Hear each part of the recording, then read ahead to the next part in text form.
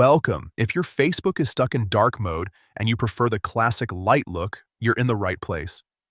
In this quick guide, I'll walk you through how to turn off dark mode on the Facebook app when using your PC, especially with the latest update where some settings have been moved around.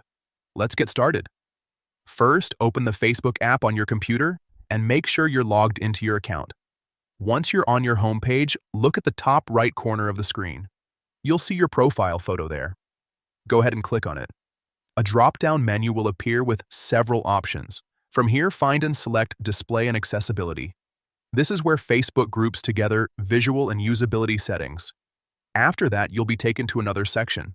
Now click on Accessibility Settings. This might sound unrelated at first, but Facebook has placed display controls inside this menu in the latest update. Once you're inside Accessibility Settings, look for the option labeled Display. Click on it to open the display preferences. Now you should see the dark mode setting. Right next to it, you'll find different options. Simply select Off to disable dark mode.